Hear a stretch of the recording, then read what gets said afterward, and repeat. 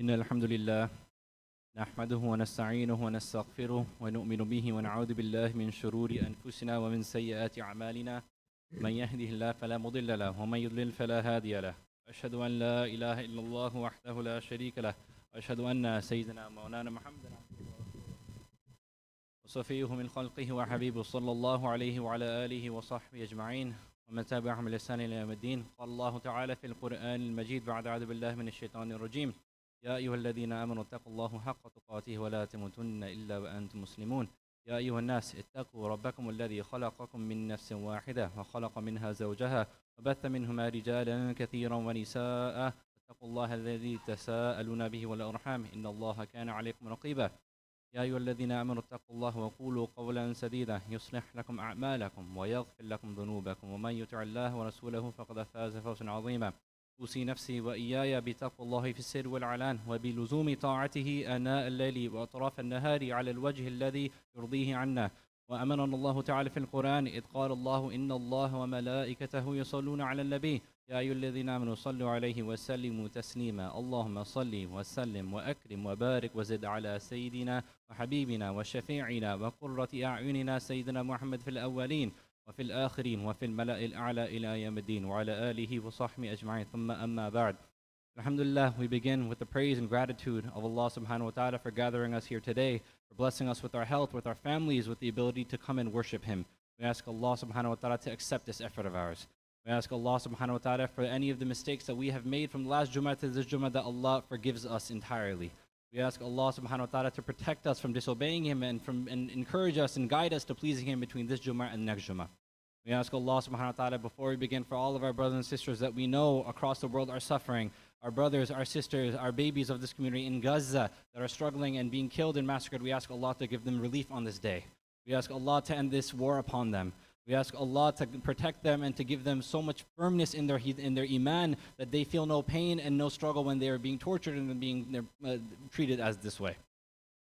My brothers and sisters, today I'd like to reflect upon a very beautiful thing we see in this time of summer, which is that we see fathers and mothers walking in with their children to the masjid. We see that it's summer break right now, so a lot of people are coming with their families. And when we see this, we're actually witnessing something so much bigger and so much more beautiful than we realize in the very moment. It is that there is something about this deen that has taken place for centuries upon centuries, and we just began a new year. And for every year that has preceded it, we see this beautiful tradition and this gift from Allah subhanahu wa ta'ala, which is that our deen is passed down and succeeded from father to son, from mother to daughter, from generation to generation. And this is something that every parent teaches their child at a young age, and this is a gift that is given. The gift that is greater than anything we can leave our children in this world. We may leave them houses, we may leave them wealth, we may get them education, but there is no greater gift, my brothers and sisters, than the reality of the gift of La ilaha illallah Muhammadur Rasulullah.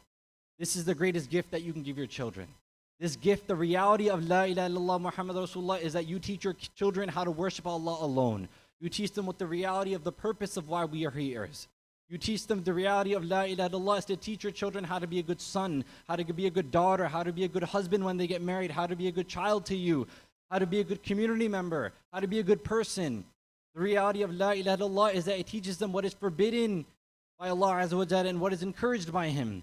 The pathway to Jannah and the protection from the fire. All of this is encompassed within the reality of La ilaha illallah. I want us to take a second to imagine a reality that many of us will face. A picture that you see in movies and things like this all the time. That there's an old man or an old woman lying on their deathbed. And they're surrounded by their family, their children and their grandchildren. I want you to ask yourself, that day may be far for you, but just imagine it. If you're sitting around your progeny, all your children around you, and you look at each one of them, what is it that makes you most proud about them? Is it that you educated your children, they have these amazing degrees, and they have these amazing accomplishments in terms of their education? Is it that you look at your children, you see that, alhamdulillah, all their bank accounts look phenomenal, they will live wealthy for the rest of their life? Is it that you look at them and say, okay, cool, they're inheriting the family business and I've handed down my life's work? Or is it what Ibrahim alayhi salam taught us, that you teach your children, that I leave with you the greatest reality of being a Muslim and dying as a Muslim? That La ilaha illallah is the greatest reality and the most important thing, that when you as a man or you as a woman, you are leaving this world, what is going to put you at sukoon? What is going to give you peace of mind? What is going to give you peace of heart when you leave your family and leave this world? Is it knowing that they will be rich? No. Wealth comes and goes. It can even take you the wrong way. Is it being educated? Okay, that will last maybe 1-2 generations. It may pass on.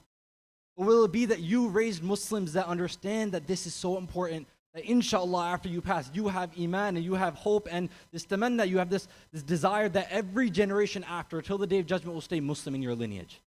What is greater than this, my brothers and sisters? What is greater than this? That as a man or a woman that you pass away and you notice that inshallah my kids and my grandkids and their kids after will all live upon and die upon La ilaha illallah Muhammad Rasulullah. We ask Allah to grant us all this. We ask Allah to grant each and every one of us this beautiful gift. In the Quran we find Ibrahim alayhi salam, the most beautiful example, the most beautiful role model for us. Our father teaching us how he approached this same scenario. He alayhi salam is sitting around his children. He is of old age and he knows his time is short. And he advises them, وَوَصَّى إِبْرَاهِيمُ بِبَنِيهِ وَيَعْقُوبَ يَا بَنِيَ إِنَّ اللَّهَ اصْطَفَى لَكُمُ الدِّينَ فَلَا تَمُوتُنَّ إِلَّا وَأَنْتُمْ مُسْلِمُونَ. And Ibrahim alayhi salam, he advises his children. And this is not the first time. Ibrahim alayhi salam, he taught his children every day of his life. But as he is reaffirming this, he's teaching them that this religion was chosen for you. Inna Allah istafa lakum ad-din. This religion was a gift. It was chosen for you. And do not die except as Muslims. Those were his parting words, you can consider. That you live upon this deen and die upon this deen. La ilaha illallah Muhammad Rasulullah. That's one generation. Then we find in the next ayah, أَمْ كُنْتُمْ شُهَدَاءِ إِذْ حَضَرَ يَعْقُوبَ الْمَوْتِ. When Yaqub alayhi salam, now we're jumping to, this is his grandson. When he's sitting with his children, he says, لِبَنِيهِ مَا تَعْبُدُونَ مِن بَعْدِي. To his children, what are you going to worship after me?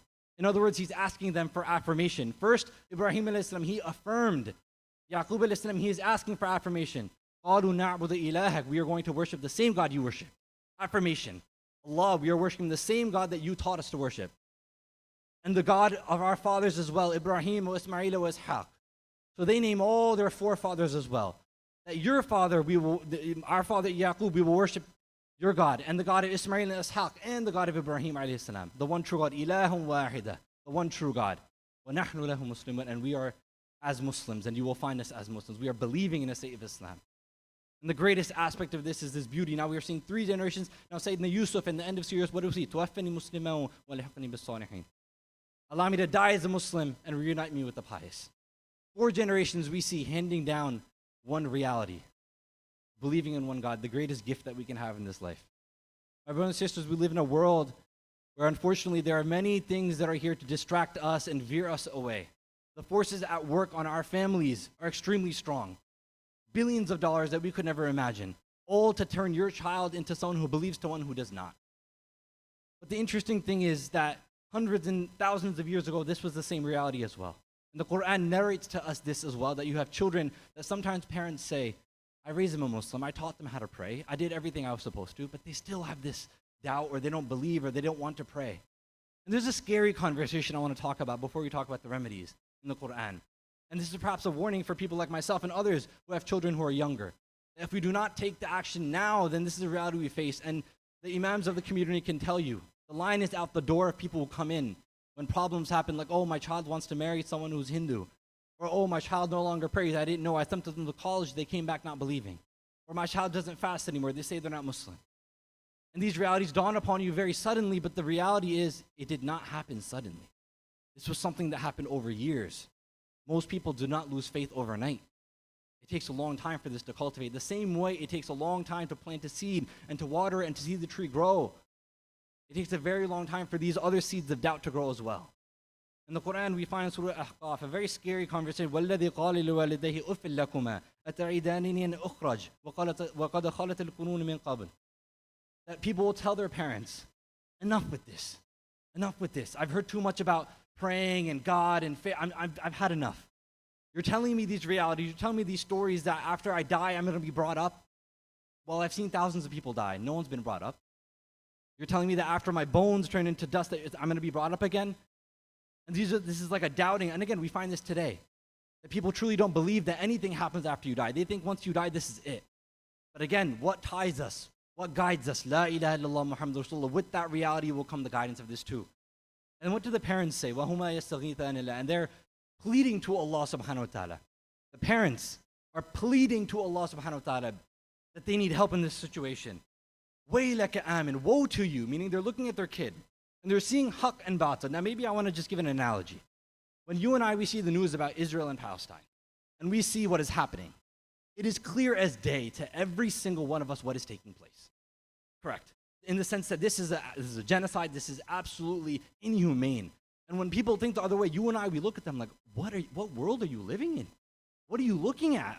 Are we blind or are you blind? Well, something's missing here. This is the same reality this ayah is telling us. Waylaka amin. Like, what is wrong with you? How do you not realize that there is one God? How do you not realize that we were created from Allah? Allah created us. You didn't make yourself. Who is it that keeps your heart beating inside? If your heart stopped beating right now, who's going to fix it? Who is the one that keeps you alive in this very moment? Who lets your eyes see? How are you hearing me right now? Who created your ears? All these signs point to Allah subhanahu wa ta'ala. And the parents in this, they're saying, Waylaka amin. Inna wa'adallahi haq. Allah azza wa jalla, His promise is true. And then the children reply that this is just stories of old. This is just old tales. You're telling me about things 1,400 years ago. And this is a very scary reality. And we ask Allah subhanahu wa ta'ala for protection in our households. We ask Allah to protect our children and protect us from having these scary realities. We ask Allah subhanahu wa ta'ala for anyone who is in this to make it easy, because this is quite literally the biggest test of your life. We may have tests in our dunya, we may have tests in our health, but the test in our deen is the scariest test. Because my brothers and sisters, we live for a short time. We're seeing babies that are losing their life every day. We're seeing young men and women losing their life every day. And those who have passed, we affirm that they're going to a better place. Life is short. Life is very short. No one is promised good health. No one is promised that you will be rich. But if you affirm La ilaha illallah Muhammad Rasul, you are promised Jannah. That is what you are promised. So it's a quite interesting dynamic here that we find, that on one hand, you can try to strive your whole entire life for a dunya that isn't promised. And there are thousands and millions of men and women who have probably worked harder than any of us to try to accomplish the dunya and failed. Yet then we find that there are billions of Muslims who affirmed and died upon La ilaha illallah Muhammad Rasulullah, and we affirm that they will go to Jannah. Subhanallah. What a gift. أقول قولي هذا واستغفر الله لي ولكم فاستغفروه إنه هو الغفور الرحيم.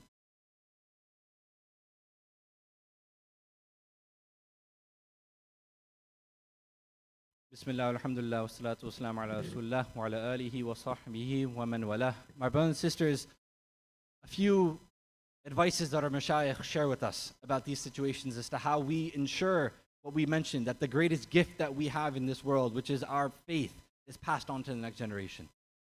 First and foremost is a precursor. Everyone in this room, every parent in this room wants what is best for their kid. Not a single person can deny that. Every single parent wants to see their child successful, happy, living a good life, free of any injuries or bad health, and a life of faith. We all affirm this. But the thing is that with children, they need to see that concern from their eyes as well. And sometimes you don't realize it. Like a baby doesn't understand why it's getting a shot. Maybe a 10-year-old doesn't understand why they're being forced into school.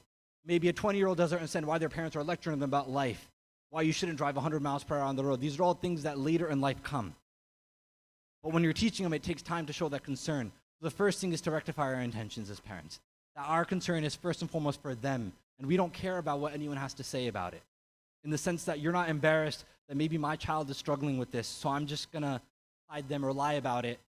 Or that when someone comes over, it's like, look, just put on a show, just pray because people are here. Your concern is that they're praying for Allah, not that they're praying for anybody else.